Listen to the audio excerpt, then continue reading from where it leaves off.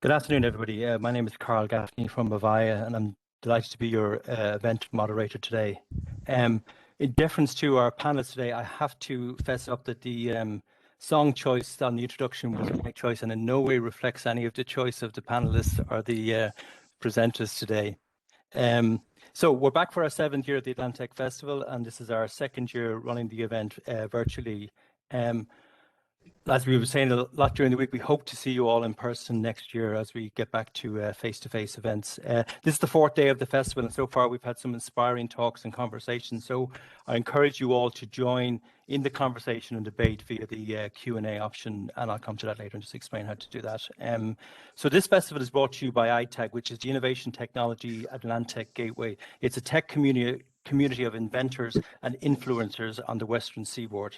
So this year's event has about 40 events with 60 plus presenters over 5 days. So please check out the upcoming events on atlantec.ie website. And the theme of this year's event is Thriving Through the Digital Transformation.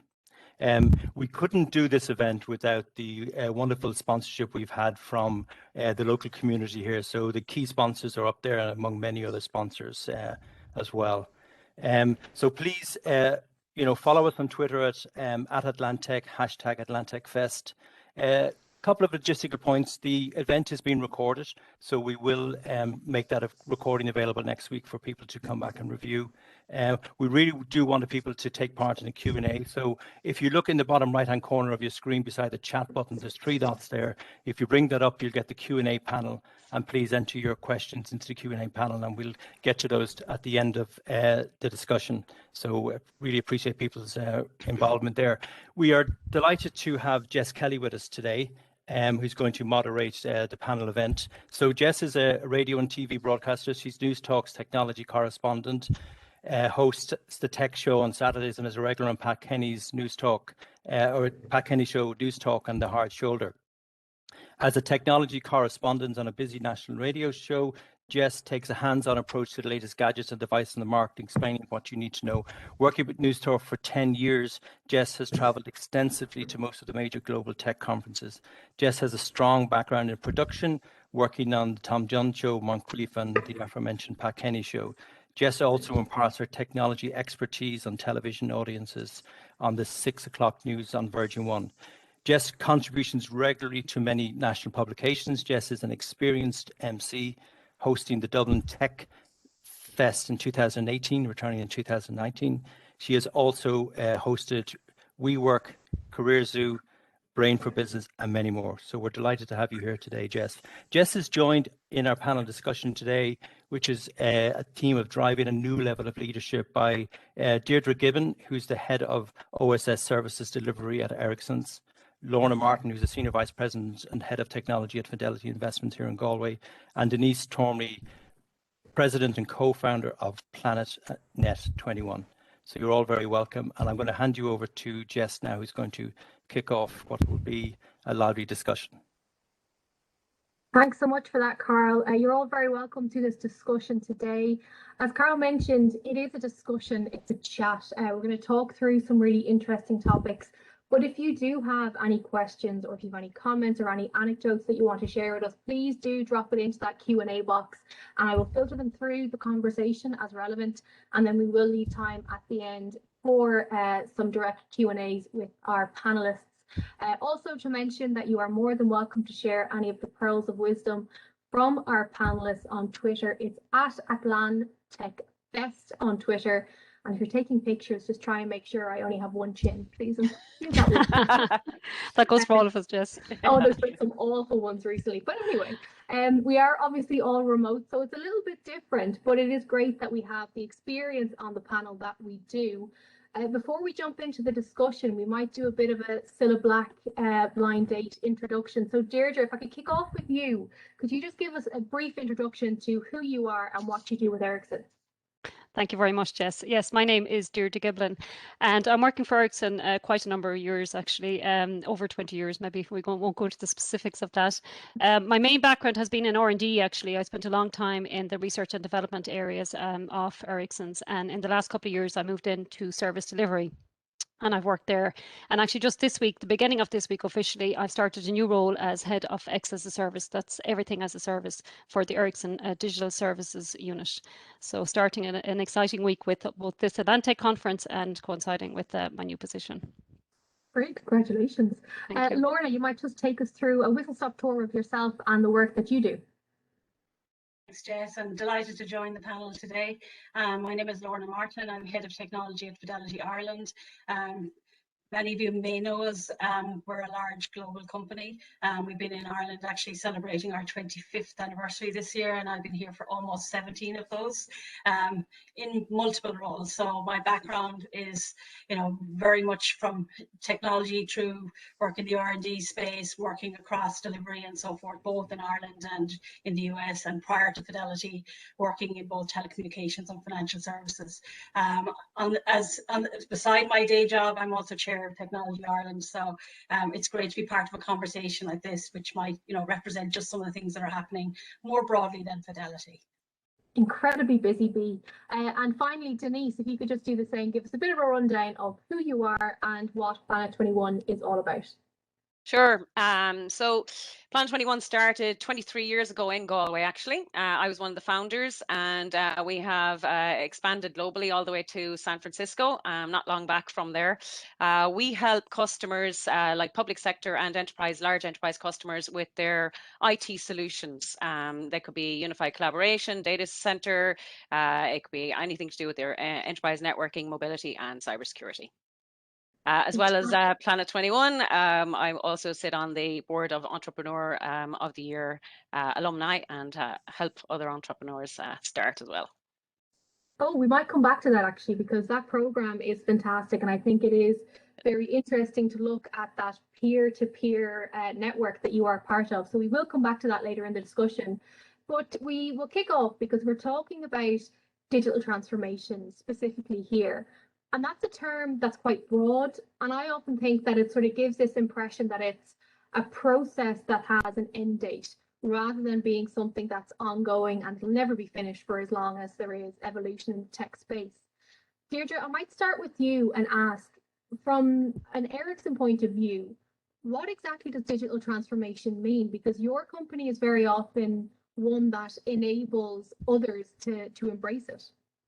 For sure, Jess, and I think you're absolutely right in terms of actually, is there a beginning and is there an end?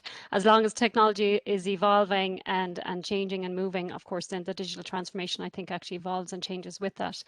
But from our perspective, I'm representing Ericsson Digital Services, and our goal is to support the communication service providers like the likes of Vodafone and Air here in Ireland, actually to thrive in a digital economy. And what does that mean? It really means supporting those digital or the communication service providers actually to reach new levels of programmability, access, and agility, levels that like digital natives would call home as such. Our portfolio really of products and services starts with the business support systems, the BSS, the operational support systems, the OSS. We have cloud communication, cloud infrastructure, and cloud core. And all of that is driving towards 5G. Using cloud native technology, it's highly automated and a highly industrialized portfolio. So our goal is really to actually support the communication services providers' digital transformation towards 5G and on into 6G in the future. Right now, it's very focused on on-prem solutions. So we develop software that actually our customers install on their own premises and work from there to offer the services to the consumers. We're also now looking into taking away a little bit more of that pain and maybe a little bit more of the cost from the TCO perspective for our customers, our CSPs, and actually using more as a service model. And that's where actually I'm starting now in as the everything as a service. So how we look at what are the products and the services that we take more into the as a service model, and how we can offer those out into the telco world. I don't think telcos maybe is as fast as everything else in terms of TV and Netflix and all of these other things that are as a service today. It's slowly moving there and it's getting there, and we're hoping that that will actually help our CSPs on their digital transformation. But if I stand back and look at Ericsson internally then as a company, what we're doing, I think we've looked at it in three questions actually, and one is why. why are we actually engaging in digital transformation internally? And I think the big answer to that is because we're a business to business model. So our customers are demanding it actually. They are demanding a very good digital portal to do business with us in terms of engagement, in terms of sales and everything. So the why is because our customers demand it. They want more flexibility, they want more speed, they want better quality, and they want to be able to expand their business and grow their business in the future. And that's really the key of why we're actually engaging in digital transformation. The second thing then is really what do we need to what processes do we want to actually digitalize? And we've boiled it down into 3 areas in terms of actually how we sell our software, how we build our software, and how we deliver our software. And if we try and look at that from an end-to-end flow, from the beginning to the end, from customer all the way back out to the customer, taking the customer requirements in at the very beginning, taking that all the way through all of the processes, the end-to-end processes, and delivering that back out to the customer. Really, that's what we want to digitalize and automate, and that will help us in terms then of the speed, agility, quality, flexibility, etc. But the how then is also really important, and I know we'll get into this deeper into the discussion as well, Jess, but how do we do that then? Of course, the most important asset we have is our people. And first of all, how do we want them to work? What way of working will we use actually to enhance this? And what is the enablers here in terms of way of working? And we talk about agile a lot. Agile is a big buzzword actually, but design thinking and innovation and collaboration and all of these other things. And we need to ensure that we have very good processes and methodologies that we use to ensure that we actually allow that to, that kind of culture to grow within our organization. So what's our way of working? Also, in terms of our people, what type of digital skills do we need? Do we have a digital skills academy? How do we grow that? And I think, again, back to the point of this is changing and constantly changing. How do we keep our people up to date in terms of technology and competence and upskilling constantly? So that's constant change in growing and in the skill sets there. And then finally, maybe into the IT and the technology space, then what type of IT and technology do we use? What type of architecture do we want to use? Are we going down the road of, the cloud native everything, microservices, etc.? What type of security, I think, is a really hot topic at the moment. What security are we using? What data strategy that we would use? So finishing it off there with the architectural side, I think, and so it's really like, why are we doing it? What are we doing? And how are we doing it? I think are the 3 key questions for any digital transformation. Yeah, I think we're going to delve into pretty much everything that you've just said over the next hour or so. And again, we would love to hear from you watching. So do pop in your own anecdotes, questions, thoughts into the Q&A box. Denise, going back to something that Deirdre just mentioned there, the how question is really important, because although there are a lot of companies out there offering different solutions to help companies work more efficiently, I think it's fair to say that there's no such thing as a one-size-fits-all company. Even if 2 companies who are on the same road doing the same thing, they'll have their own ways of doing things, and they'll have their own unique ways of interacting with their customers, with their staff, and so on. So how do you go about assessing what aspects of digital transformation are right for your business and your staff and your customers? Because this stuff can be pretty expensive and you don't want to get it wrong. Yeah, Jess. I mean, look at it. It's a huge question, and like you say, there isn't a one size fits all. There are a number of things that the business would have to look at. I mean, obviously they need to look at their industry. What disruption, what's happening out there. How quickly do they need to adapt?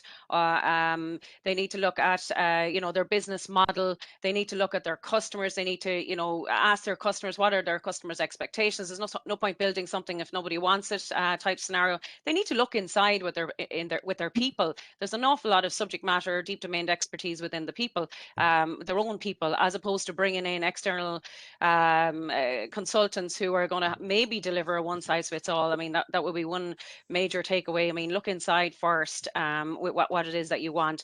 Then you're going to have to design a design based on your customer experiences, based on the technologies that are out there, and based on what your market is. Are you global? Are you local? What it is you're trying to do. You need to also consider the legislation that's coming next 5 or 10 years. I mean, the business world and business models are going to change hugely. Gen Z are all about impact and their purpose. I mean, I have a daughter who has thrown out all of my my toiletries because I had the wrong sulfates and the wrong this and the wrong that. It's crazy. anyway, just and then you obviously the employees internally, you've got to, they have got to be involved and communicated to along the way. As you make change, they're going to be afraid. There's going to be a fear of change. There's going to be, are the bots going to take over? Motivate them, train them, maybe relocate them, depending on what's required. But they have to be on that journey, or you are in for, possibly failure. And a lot of these projects do fail if they're not planned and deployed properly. And I would say, there are some industries, I just been back from the States, there are some industries you can see here that have not been disrupted yet. That disruption is coming, such as the legal industry. It takes almost 3-4 months to buy a house here, 2 weeks in the States. Change is coming. Yeah, it's funny when we talk about digital transformation, people so I'm a tech journalist, right? A lot of texts would come in, a lot of emails would come into Newstalk, and very often people will email me saying, I'm not very tech savvy. What phone should I buy? And there's almost this fear that people haven't embraced technology. But what I always say is, if you have an email address, a bank card, and a leap card, you're already pretty involved in the tech space. And it's funny to think that, the world around us has transformed digitally over the last number of years. Here in Dublin, we have real-time bus information. All of these small changes have made a big difference. They haven't really disrupted day-to-day life for consumers, but they're making an impact and they're making things better. And I think it's really interesting that you point out that there are still some industries that have yet to be shaken. We're not at the end of this journey. We are literally 5 seconds into the beginning of it, I think. There's so much more to come. Lorna, picking up on one of the points there about, I suppose, legacy issues, and because we have digital native companies, that younger generation, we have a great startup culture here in Ireland. A lot of these companies are run by very young people who have a great vision, they have a great purpose, they understand technology, it's in their DNA.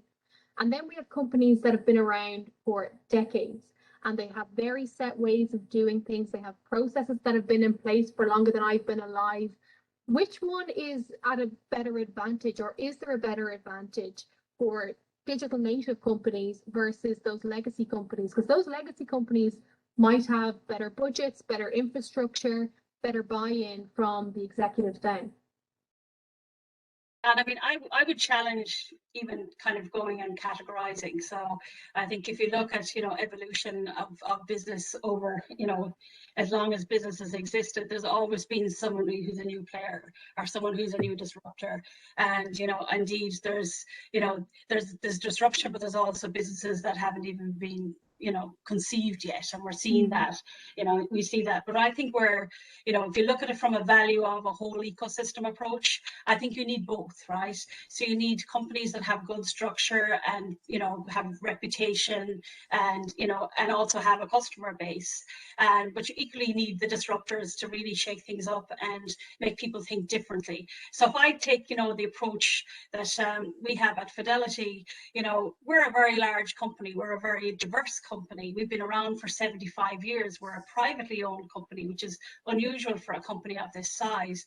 You will never hear the words digital transformation uttered in any of our rooms, because I love the fact that you opened this conversation with saying it's not about a monolithic journey that has a beginning, a middle, and an end.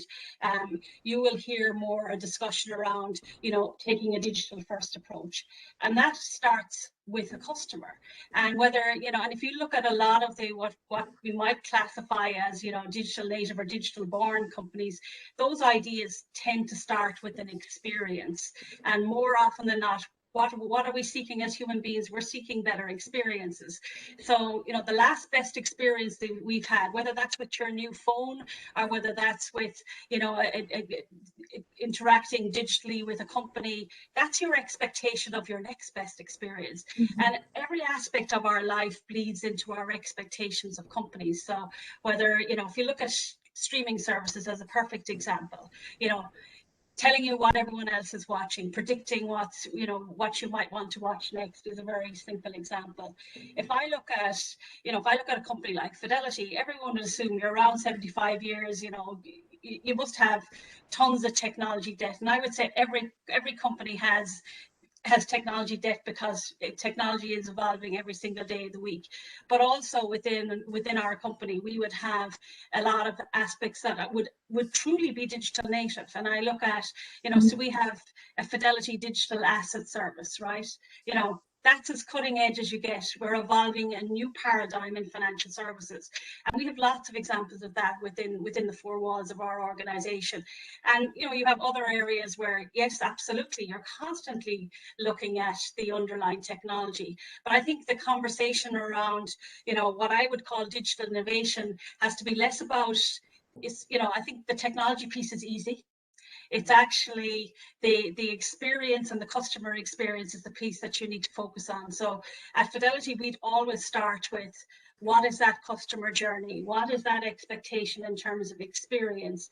And, if I look back on, the 17 years I've worked in the company, when I first started, you probably would have seen much more siloed and maybe even siloed strategy and siloed thinking between what would be seen as the business-facing organizations versus the technology organization. Deirdre mentioned Agile. There's a lot more integration. We're all part of the business. The business is part of technology. And I think, having new entrants coming into the market all the time keeps everyone honest and keeps everyone progressive. So I wouldn't say one is better than the other. I mean, every company has its challenges, whether you're a new startup with the best idea in the world, but you fail to get funding, or you fail to, you have a reputational incident that damages it, or whether you have a bigger player who kind of, eats your lunch on you. The challenges are different, but I think the intent is the same. It's around providing the best experience. Deirdre, I want to come to you on this question because I think it's interesting. What Lorna just said there is, the tech side is easy. There's no shortage of brilliant innovators. There's no shortage of fantastic platforms. But if you don't get the buy-in from people, and if you're not a leader leading the way through digital transformation, it can fall flat on its backside. And people can be resentful of the technology. They could be fearful of the technology.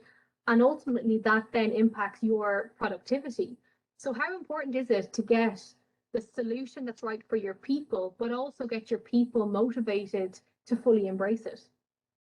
Yeah, I think it's a really important question in terms of people. And actually, we all as leaders, our goal is really for our people to reach their full potential, actually, and creating that type of an environment in the workspace, actually, so that people can reach their full potential, actually. Because, when you have people that can come to work every day, can reach their full potential, can really, give it their all, actually, I think everybody benefits from that, actually. Now, there's a couple of angles at sorry, I'm getting a message up there in my background. Coming at it from an angle of leadership, which I think is a really, really important aspect. What type of culture do you want to drive in an organization? And I think as leaders, we set the tone for culture, to be honest with you, actually. And a lot of people will watch what their leaders do and how they act and how they behave. And I think there's a couple of elements that are really important for us to understand how we get right. And go back to what both Lorna and Denise said, is like, in terms of our customers, they expect speed, actually. Customers have high expectations on the digital transformation. So one thing they want to really see is speed. And I think that's a really important thing for us to actually, how do we create that kind of sense of speed in the company? And, we have this thing saying, like, the code we wrote yesterday is deployed into operations tomorrow.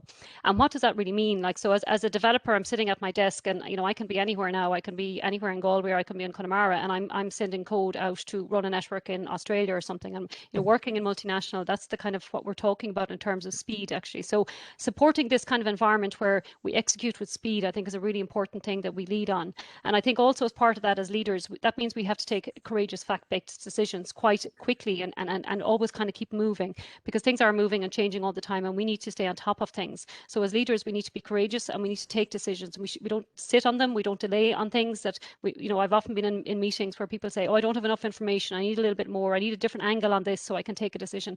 It's actually being brave and courageous to take those decisions, because we expect our people every day free to be brave and courageous in what they do in terms of how they work as well. I think collaboration is huge, and back to what you said, Lorna, in terms of actually the smaller companies and the bigger companies, you know, it's an ecosystem really in essence. Actually, this whole thing is an ecosystem. So how does that work? That works with collaboration, small companies and big companies and niche companies working together to get solutions. And I can see it very, very clearly from Ericsson at the moment is, you know, we are a big company and we are around a very long time, and we do have a very large history, and we have expertise and we have trust with our customers, but we're also challenged by the new startups. Actually, they come in, they're much, you know, they're quicker, they're agile, maybe not as, you know, as large in terms of getting, as I said, that decision making process can actually hold you back unless you take those decisions. But the point being is that we have to collaborate and open up with those customers, with those companies, with our customers. So we talk with our customers, we have a good platform of engagement with our customers, we have a good platform of engagement with other companies, be it small or big or otherwise, and some of these may have been actually competition in the past, but we call them cooperators now, actually. So we have to cooperate with them and to deliver the solutions, because customer expectation is very, very, very high.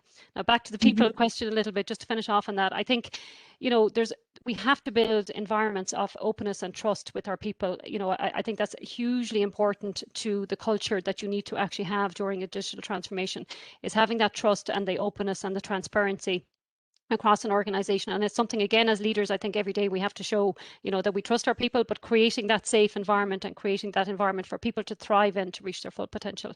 And I would finish off that, Jess, with one other thing, which I think is probably the most important, which is to lead with empathy and humanness. I think that's hugely important. And I think, you know, we've seen this so much, even, I mean, our whole worlds have been turned upside down in the last 18 months or 2 years with COVID. And I think it's really important that we kind of, you know, we reach out, we check in with people a lot more. We're all working from home, we're all working remotely, but how is people handling this? Like, you know, I mean, some people are handling this really well and getting on fine, others are not. And I think I've seen cases where, you know, people, especially in Ireland and our industry, you know, we have a lot of people maybe that are non-native actually that work in our industry, and actually, in fairness, perform extremely well and keep our industry going where it is today on the global scale. And some of them don't have family in the areas, or maybe don't have people that call them up every day. And it's really important to reach out and lead with empathy and humanness, and encourage our teams and our leaders at all levels to reach out to the individuals on a daily basis, check in with them, make sure things are okay, because they might go for weeks without actually talking to a friend at the end of the phone. Now, of course, from a work perspective, you may be in communication, but sometimes it's just a friendly phone call actually out. So I think leading with empathy and humanness is hugely, hugely important actually in today's environment. Yeah, Denise, that's a great point that we'll come to you on now, if that's okay, because as Deirdre said there, you know, it's the human connection. If your people are happy, chances are your business is going to do better. And I noticed myself, like obviously I work in Newstalk. For a period last year, I was working from home, and one of the things that I realized I love about my job is the chats at the printer. It's the chat when you're making your coffee, or when you're sort of walking around just to try and get your steps in, your Fitbit.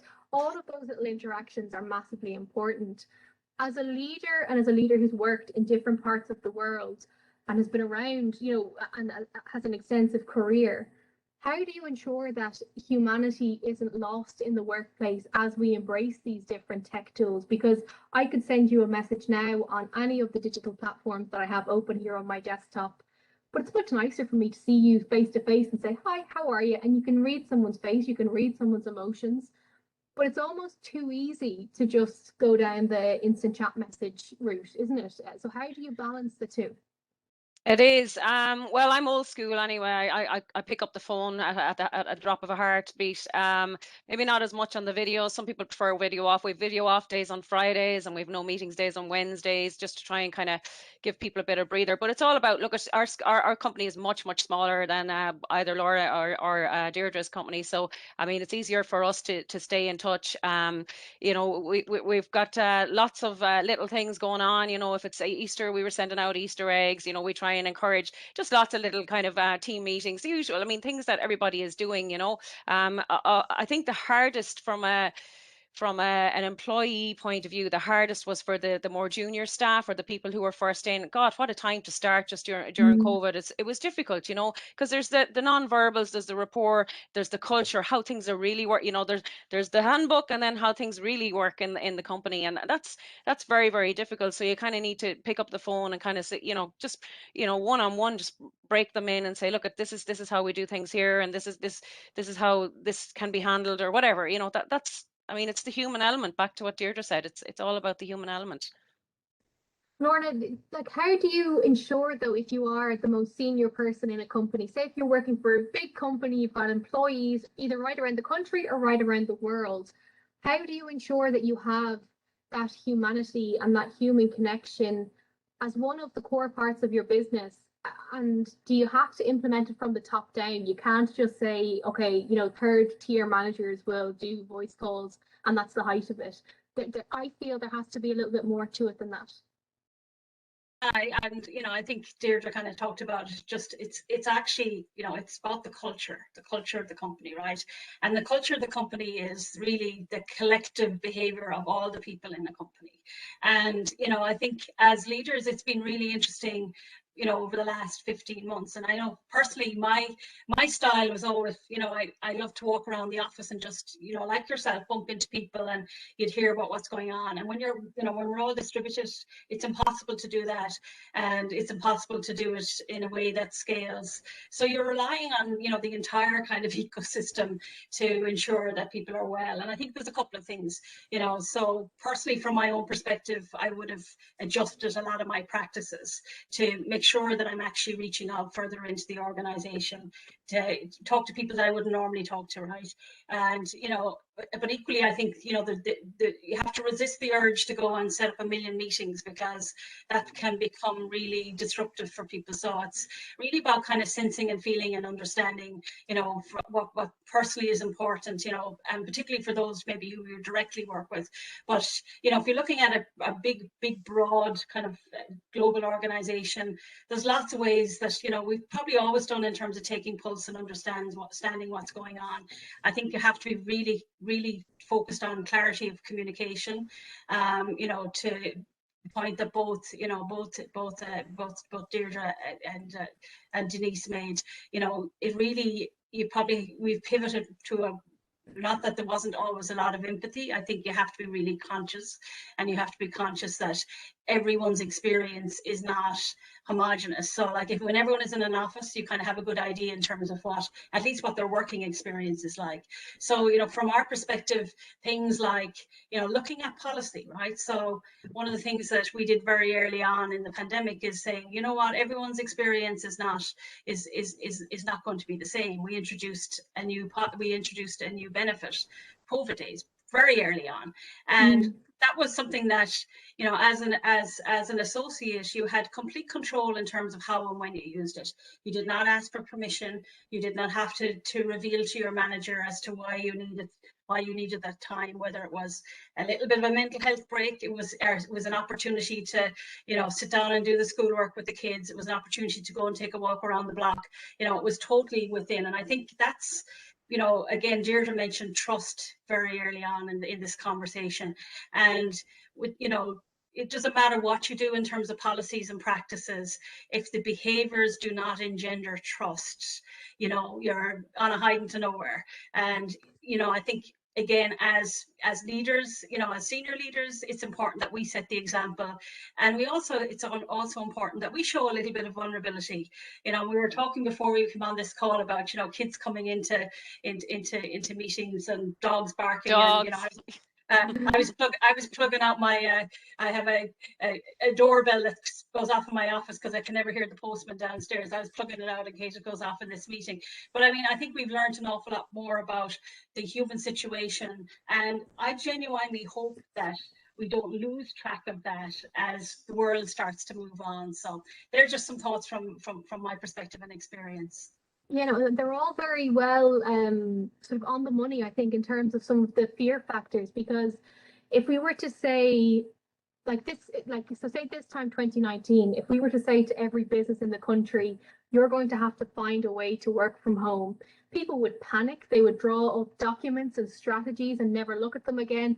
They would put so much fear around the notion of, oh, but I'm not going to be able to see what she's working on, or have a notion of what that person is doing at 1 o'clock in the afternoon. I think the fact that we were forced into the position we're in now, although it's been for dreadful circumstances, there are opportunities that are there. Totally. However, I'm sure you all saw the story last week about the warnings that some employers could start using software to monitor the productivity of their staff. And I suppose that kind of rallies against everything that you just said there, Lorna, about trust, empathy, humanity. Like, if you don't trust your people, if you need to see how many words I can type per minute, per hour, per workday, something in this trust relationship is gone wrong along the way.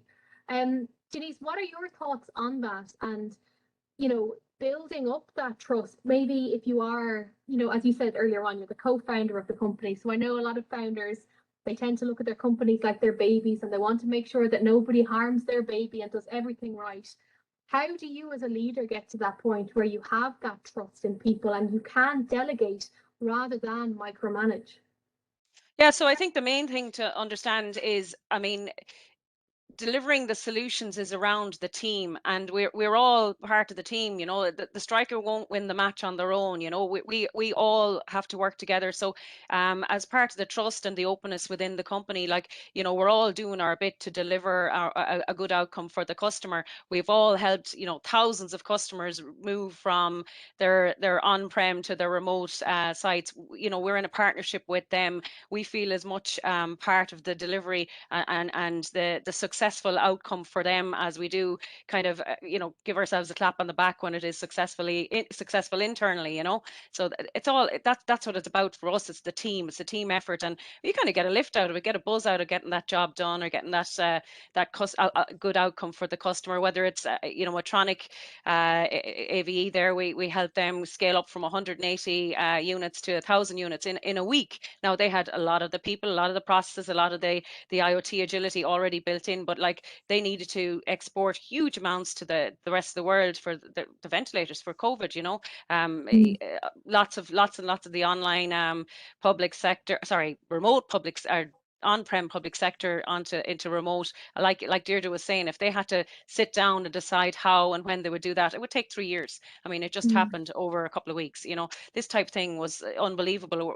We're helping, you know, a campus down there in Shannon with their mobility, their autonomous vehicle mobility deployment. So, you know, it's cool. We're in cool projects. We trust each other. We're part of the team, and we want to deliver these cutting edge technologies and solutions.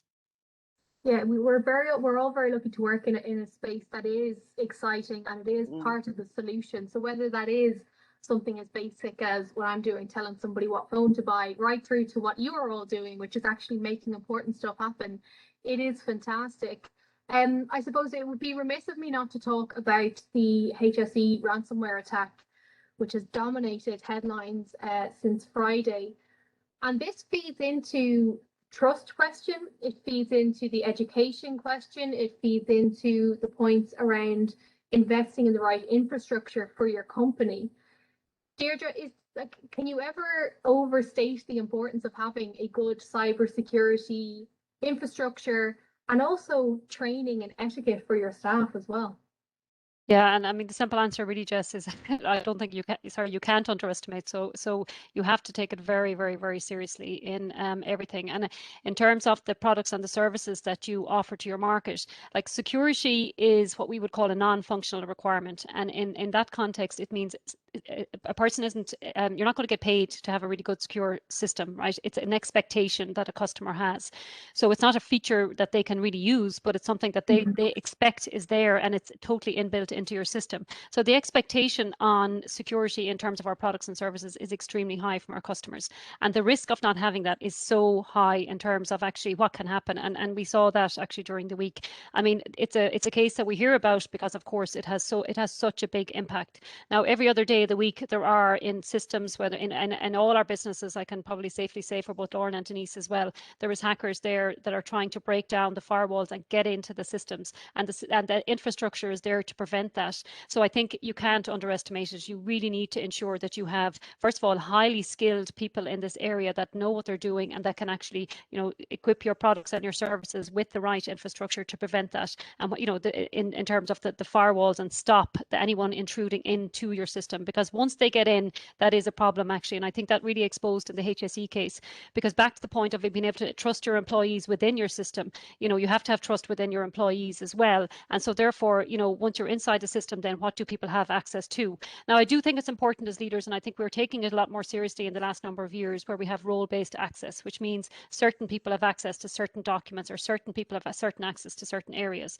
And there's a balance there between trusting everybody, or, you know, taking that very seriously and trusting certain people in the organization. So I think it's very important now for people to actually, and I think in the HSE's case, like who has access to what information is very critical for them actually, and ensuring that they understand that in the future, because now they've been exposed and unfortunately they're going to go through a very painful time to recover that system.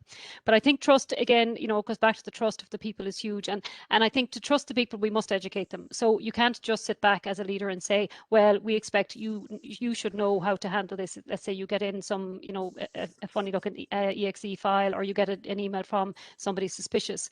And I know in Ericsson we have per quarter, actually, we have a security compliance training. Now it's highly automated, and it's digitalized, and it's sent out to every single employee, and everybody's expected to take that per quarter. You must actually sign off on your compliance training, which means you are educated and you are actually, you know, you're told what to watch out for, what to look for, what to be aware of, how to report it, and so that we can live in an open and trusting environment. But you have the education as well, and I think, you know, it's really important to ensure that everybody understands actually the vulnerabilities, but everybody understands also, like, you know, the impact of something like that is so severe. And in HSE case, like, it's, you know, I think we're all going to probably see it probably for the next couple of months and the year while they recover that system. It will take time actually. It'll take time to build back up the systems and get it fully back operational again. So again, back to the question, don't underestimate it. Yeah, it's terrifying, because not only does this impact the HSE, but it's also the ripple effects of what happens to the data if it is uploaded to the dark web, or when it's uploaded to the dark web.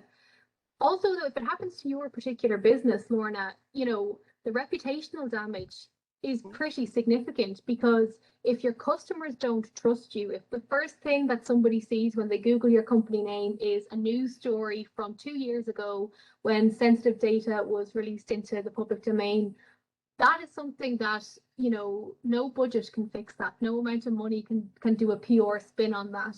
So you do need to be very careful, don't you?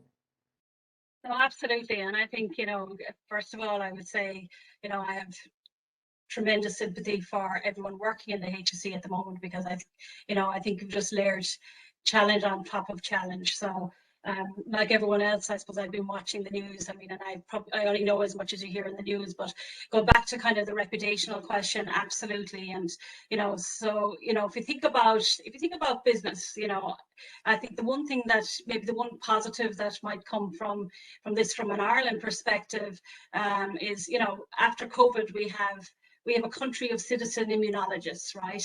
And hopefully after this, we'll also have a country of citizen cybersecurity experts. And, you know, you mentioned education in this, and I think, you know, education is crucial, because if you think about an old bricks and mortar building, right? And, you know, let's say you're running the jewelry shop on the high street, you have security, and you have security that's commensurate with the value of the goods that sit inside those four walls. You have to think about companies and personal data in exactly the same way. You know, you have to think about it in terms of, is the spend and is the level of activity that you're engaged in commensurate to the risk to your reputation? And that includes everything from, you know, so if you think about, it's very easy to think about a physical building, there's only so many ways in. But if you think about digital businesses, you know, those perimeters are far and wide. Every single customer that you have that has a password to go and engage with one of your digital services is a potential, you know, victim for a bad actor, right? And, you know, so you have to think about it in terms of, how do you help the customers to help themselves? And then also within your organization, how do you ensure that your systems are resilient. And, you know, there's no 100% guarantee ever in terms of, you know, being, you know, I think what you need to have is, as Deirdre mentioned, you need to have the process and the practice in place. You have to have the investment. There's new exploits and vulnerabilities that come out every single day of the week. You know, I think a lot of companies, you know, the challenge often is keeping up with all the patching. That's, you know, that's a 24/7, 365 job for companies like ours. We have a lot of investment in the space, but you know, you can never be complacent. And you know, I think equally for, you know, Deirdre mentioned kind of the internal staff training. Yeah, I absolutely agree. You know, it's you're not being distrustful of someone by protecting them from only giving them the access that they need to do their job. And equally, you know, so this morning I got an email which is part of a regular test that we have. So we get these random phishing emails out into our email system all the time, and that's part of our ongoing education at Fidelity. And it's really about, you know, understanding the risks, reporting them, and understanding that you have that kind of ethos within the organization. You secure your perimeters as best you possibly can. And I think, you know, the other thing that's, you know, you think about our customer data, and, you know, really you're talking about people's financial data that's wrapped up in their dreams and their aspirations and their future. And, you know, if I think about the HSE data, you know, there's nothing more personal to any of us than our personal data and our personal reputation. So, you know, this is not going away as a risk for any organization, big or small. I think, you know, it's going to be an ongoing focus, and, you know, I think it gets more sophisticated day on day. We just have to get more sophisticated with it. So that's just kind of some of my thoughts. Yeah, and I don't want to be a bit of a Debbie Downer about this, because I am a huge tech fan, and I think digital transformation, even though I'm not wild about that phrase, it is a great enabler. And I think technology gets us to a place that we couldn't even imagine, you know, 10 years ago, because the evolution is so quick. But Denise, would you think that it's harder to be a leader at the moment because of the digital transformation? There are so many platforms. There's the always on culture. There's the fear factor of missing out. There's cybersecurity threats. With every good aspect of technology, I suppose, there are a few negatives on the side that are quite demanding on leaders of our organizations here in the country and around the world. Sure. Yeah, there are more demands, and yes, it's a very cluttered space in terms of just even trying to figure out what are the right solutions or point solutions to put in. Are there any right solutions? Because there's just a zero trust policy out there at the minute. It's back to what the two girls mentioned. It's about the training. It's about having, you know, your internal staff vigilant at all times. Do not click if you're not sure. Don't click. Whaling, phishing attacks are absolutely daily. Denial of service attacks are out there. Ransomware is out there. You know, don't, like, basically speak up. Pick up the phone to check, is it that right person? Check the domain, does it look odd? Just be extra vigilant, and we all have to be, and it's about that openness. And even if you do happen to click, don't worry, pick up the phone, let's try and clean it up, assess the damage, what's the threat, etc. It's all around that. For our customers, it's about offering that support, and we have a plethora of solutions there to offer them, depending on what it is that they're trying to protect. So it's about leadership, but it's about communication, and it's about openness, and just that, education, being vigilant. Yeah, and stepping away from the cybersecurity point, I suppose, for a millisecond, because it is a very important one. But Deirdre, when you look at the next generation of leaders coming down the track, what are the skills that will be most important? And I had this discussion a few weeks ago on Newstalk about, are leaders made or are they born? Does everybody have the potential to be a leader and to be a people person and to bring staff with them? Because if you don't have the things that we spoke about a few minutes ago, which is empathy, humanity, understanding, as well as all the technical knowledge that's needed to do your job, chances are people won't follow you into the fire. So what are your thoughts on that as we look to the generation behind us in terms of leadership? Yeah, I think it's a really good question, and I'd love to have the really good answer actually, Jess, for that. But I think that you know, the next generation of leaders, I think yeah, things are changing all of the time actually. And back to a little bit what you said, Denise, like, you know, it's this constant, like, you can't sit still, you know, you can't actually sit back and think, okay, I'm done on this and everything's okay. It's actually, I think for the next generation of leaders, they must be very comfortable with change. And I think you talk about thriving in a digital world or digital transformation. I think we need to thrive in a VUCA world. And the word VUCA is, I think, volatile, uncertain, complex, and ambiguous. We need to train our leaders and train ourselves for sure. Actually, how do you be comfortable in that kind of VUCA environment, actually, where things are changing? You know, there is volatility, there is uncertainty, and things are complex, actually, because, you know, when we look at this digital transformation and we talk the ecosystem and the big companies and the small companies and everybody working together and collaborating, it does paint quite a complex picture. And, you know, the more complex it gets, then, you know, the more that, you know, I guess, are you more vulnerable to these type of things, because who has the overall view and the overall picture of this thing and how it all works and fits together? And that's hard, actually. So I think we need to make sure our people, we're training people. And, you know, VUCA, the word VUCA itself, actually, I think that came from an American military term, actually. That was where it was born. And it was born there out of, like, you know, you're constantly at war and, you know, you're constantly fighting, but, you know, how do you have to actually learn to actually be able to strategize and work in that environment. And how do you do that, actually? So I think we need to consider how we actually train our people to be comfortable in that type of environment.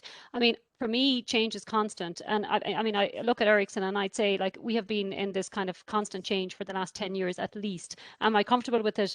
Yeah, I'm pretty comfortable. I mean, you know, I know that, you know, things are changing. I'm not going to know everything tomorrow, but I need to continue to upskill myself. I need to continue to be relevant in, you know, in today's business and what's happening. And the security, I think, as you said, you know, we have a group, or Lorna, actually, in terms of, you know, we have all of the immunologists, you know, huge, but now we'll have the cybersecurity experts as well.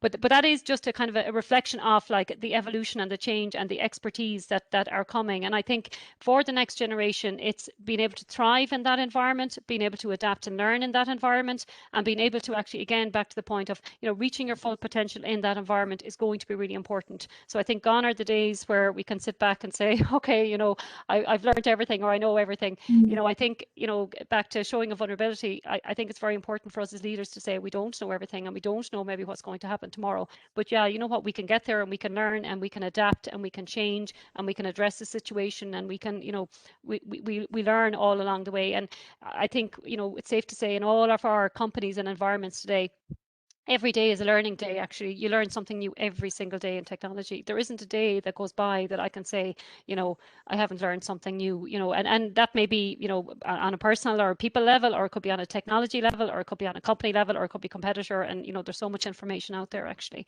So I think, you know, thriving in with change, I think, is really, I would say, part of the challenge, but maybe also part of the opportunity for the up and coming leaders in technology. Yeah, the point around education is super important. And I know, even if I look at my own managers in Newstalk, I love to see them on training courses that I'm also on. It shows not a vulnerability, but just an openness to not being fixed in this is how things have always been done.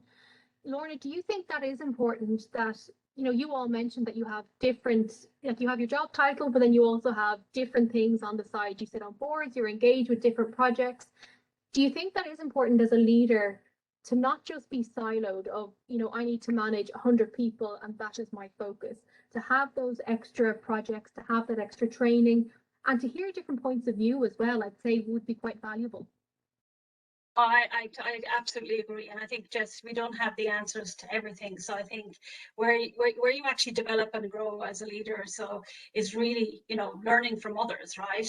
And, you know, I think about, you know, there's 1,000 technologies in Ireland, technologists in our organisation in Ireland, you know, but there's 50,000 people worldwide at Fidelity. But then if you look at the Ireland ecosystem, you know, one of, I mentioned in the introduction, I'm part of Technology Ireland board, and I have been for a number of years.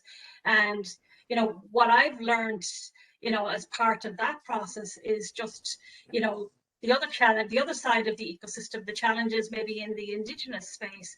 But equally, what I've learned is most companies most leaders face very similar challenges. And I think, by looking more broadly and by engaging more broadly and by speaking to, I've never believed in the hierarchy. I think the worst thing that I could think of being called is a command and control leader. I think there's leadership in every single level in an organization, in every single role, regardless of whether it's in a job title or whether it's in how you behave. And for me, the biggest thing about kind of getting outside of your own organization is you're bringing some of that outside in terms of continuing that constant focus in terms of continuous growth and improvement. But equally, as leaders, we're privileged, right? Because somewhere along the line we've maybe had some good luck, we've probably worked hard, but we've also probably had some people who've advocated on our behalf.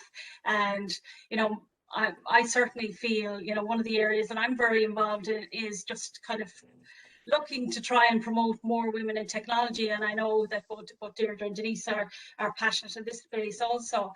But I think from the platforms that we have, and from the opportunities we have, and from the connections and the connectivity we have, we also have a duty of care to ensure that we continue to make things better for everyone around us and everyone who comes after us.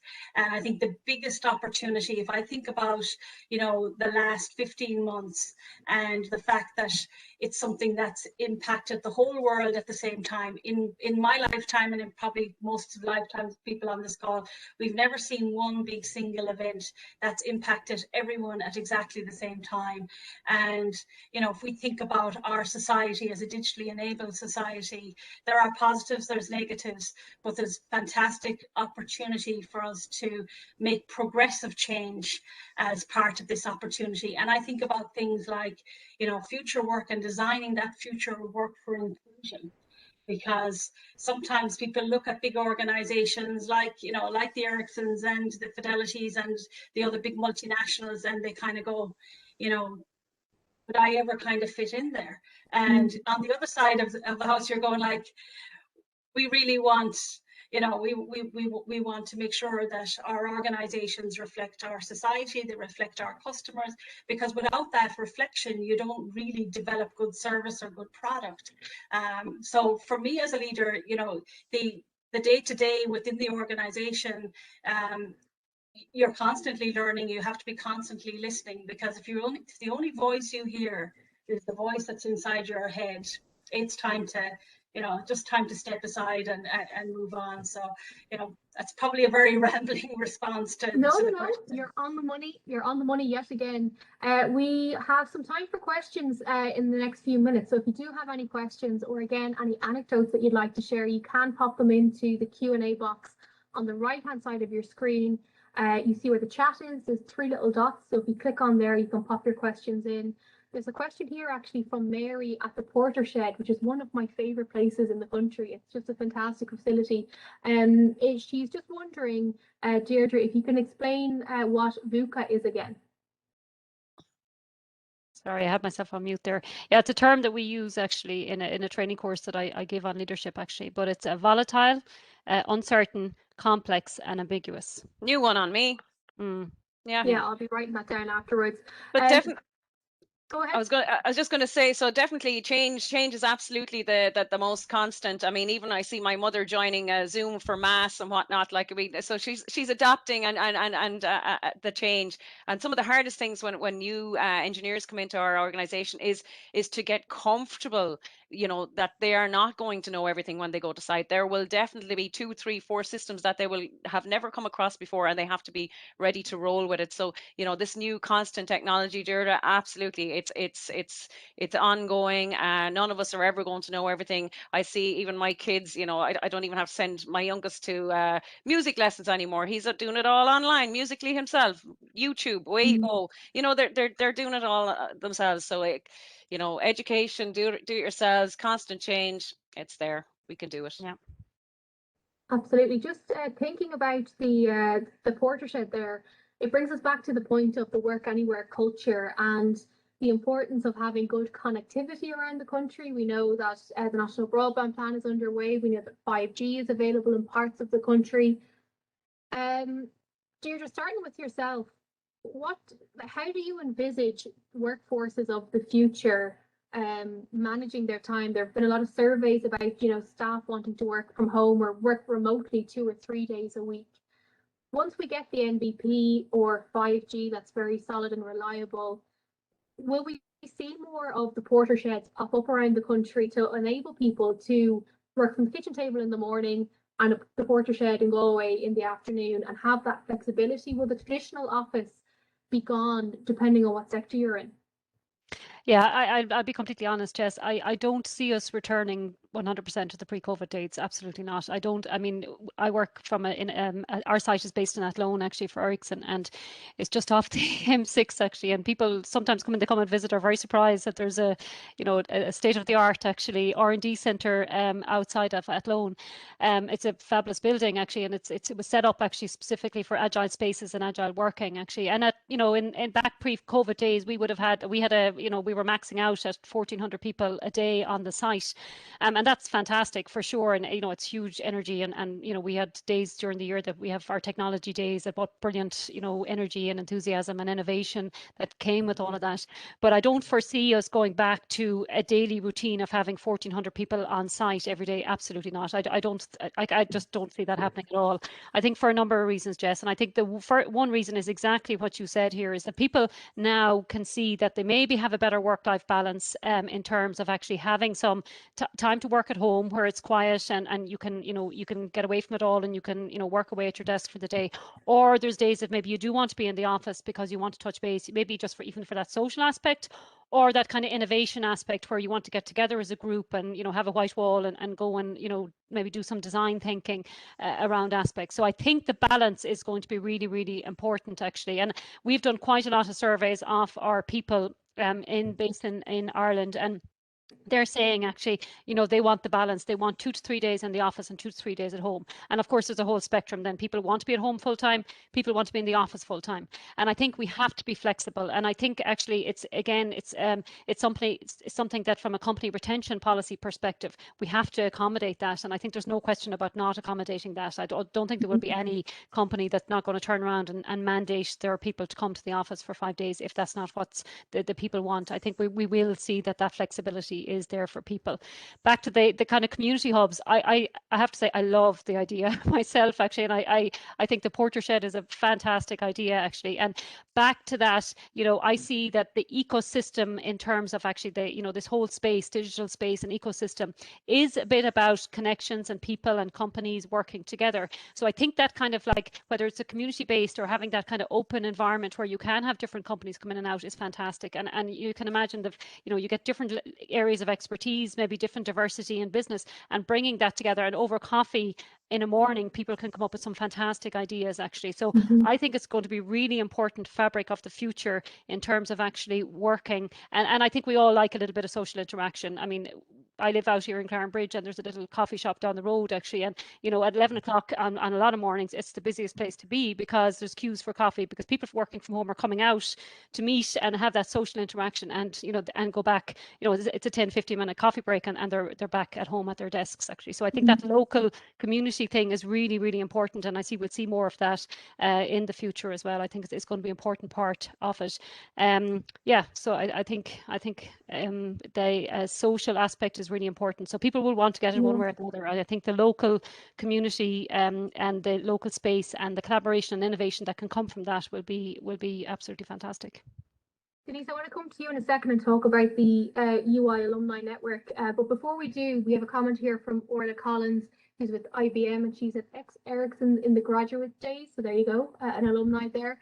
She says that regarding Deirdre's comment on digital transformation, I fully agree with the courage includes a fact-based decision approach using collaboration to pull it together. It's very on point. This brings confidence to the decision-making process, and I'm a strong believer in this ethos. Thank you for your comment, Orla. Again, you have another few minutes if you want to pop in a question or a comment to our panel before we wrap up. But Denise, the alumni network is something that I'm fascinated by. I've been to a few of the events and met many members of that network. And I always find it really refreshing that the first thing people say, and these are all like executives, that they are founders, they are big deal people. And the first thing they tend to tell me about it is that they learn from other people. And there's a solidarity in being able to say, oh, geez, we had an absolute crap launch there last week. It fell flat in its face. And you're talking to somebody who's been through something similar because they have been the one at the helm. And I suppose solidarity is the word between very senior people who are happy to share. And there's actually no ego from what I've seen anyway. Yeah, you lose the ego, and yes, we all have the same. It doesn't matter what business you're in. We all have the same challenges, whether it's a talent shortage, whether it's funding, whether it's how do I launch this, how do I price my SaaS model. We all have the same challenges, and we can learn from each other. Some of the newer, more native companies out there have new, innovative ideas that the older traditional technologies can learn from, or companies can learn from. But it's about, and we work together, and we're working. We lobby the government on various challenges we might have, be it on tax or insurance or whatever it might be, because we have to look out for ourselves. The FDI have other cohorts that look out for them. But just back before I go into the EY, just one thing that has been a massive advantage, or that we didn't see coming, around bringing more people into the workforce, Jess, was a lot of people went home, they're homemakers, and dropped out of the workforce for a while with the remote working, with the advantage of the national broadband, and now with COVID and the flexibility, the new acceptance of remote working, there's a whole new cohort of people that we have been able to bring into the workforce and get working from home, and it's been brilliant, and they're delighted, we're delighted, and there's a flexible approach, and that works in the EOI alumni sector as well. So we share challenges and we work together.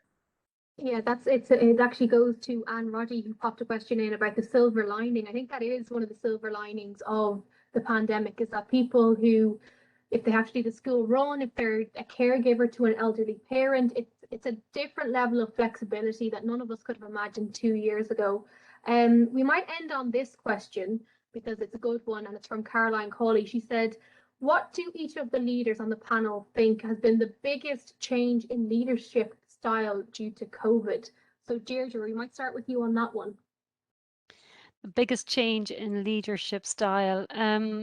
I'm trying to think of the biggest change in my leadership style. I mean, I honestly think, and I said it earlier, and I'm going to come back to it because I really went to my head there to see what was because I didn't expect that question. But it's back to empathy and humanness, actually, for me. I really think so. And I mean, I think we've had it, and I think we've all had it. I'm not saying that it was never there before. It was there, but I think COVID has brought that to another level, actually. And I mean, I look around me in my daily work, and I work quite a lot. We have a large number of our developers would sit in India now, for example, and we've gone through a really, really hard time they have gone through a really, really hard time over the last number of weeks and months. And this is where, as a company, we really have come out, with empathy and humanness, and what type of support that we can give to our colleagues, because it wasn't just maybe they weren't sick, but there's not a person I don't know that I work with from India that hadn't a relative actually that has been sick over the last number of months. And I think, saying to them, you go what you do, come back when you're ready, do not worry about work, we will be here, showing that empathy and humanness, and letting them actually focus on what is the real key priority for all of us, which is family, I think has been, it really has kind of brought that out a lot. And I think, it gets you thinking an awful lot more. And that's one thing that just really comes to my mind at the forefront is really having that empathy and humanness with, and globally, actually, because this isn't just something that Ireland has faced or Europe has faced, it's global, actually. And working in a global company and dealing with people, globally on a daily basis, we can all kind of relate to that. And I think that's been a fundamentally big change for us. On a more personal level, working from home for me has, and less traveling, of course, actually not traveling anymore. I've embraced it. I absolutely love it. I love being home all the time with the kids, being here every evening, being here every morning. It's a big change to my lifestyle, actually. But, again, it allows you kind of really, realize what your priorities are and really embrace that, actually. So there has been, sad thing to say, but there has been some silver linings, actually, in terms of actually more work-life balance, etc. But I do think that the humanness and empathy is the biggest, I think, it has to be at the forefront for me. Yeah, they're two good takeaways from a global pandemic. So that is good. Lorna, yourself, what would you say? I think, and I speak from my own personal experience. I think the biggest change for me has been thinking very deliberately about how you make the connection and thinking about it less from what works for you as opposed to what works for the broader organization. And I think, again, one of the silver linings that we're seeing from that is I think we're seeing a lot more democracy in terms of voice and the ability to actually contribute and the ability to think about and lead change. And again, that's something that I would say is really important for us to think about. The future is definitely different from what it is today. I think we have to be very careful that we don't underestimate the complexity of what the future is going to look like. We're moving from a period of zero or limited personal flexibility to where we're now hearing expectations of boundless flexibility. And I think, the challenges maybe for leaders are to come as opposed to, I think, reacting to COVID in many cases, some of the decisions are quite binary, right? Because there's so many other things that are fixed. I think as we think about, the future and as we think about sustaining all of the positives that we hopefully take away from this, but also trying to also realize that for a lot of people, there has been no silver lining in the experience. We're very fortunate in technology because, we have a long history of having flexibility. We're an industry that hasn't really been impacted in significantly in terms of what's happened economically from the pandemic. So I think we have to be mindful of how fortunate we are, and focus on the positive things that we can bring forward, as opposed to trying to solve it all in a day. Brilliant stuff. And then finally, Denise, your parting thoughts on that question. Yeah, so I mean, I would echo what the two ladies. I mean, we are in tech, and in terms of change, there wasn't maybe as much change for us as for others. I mean, certainly a miss out on the people aspect. I would say tolerance is there as well. I don't really have any. I mean, there's opportunity for upskilling.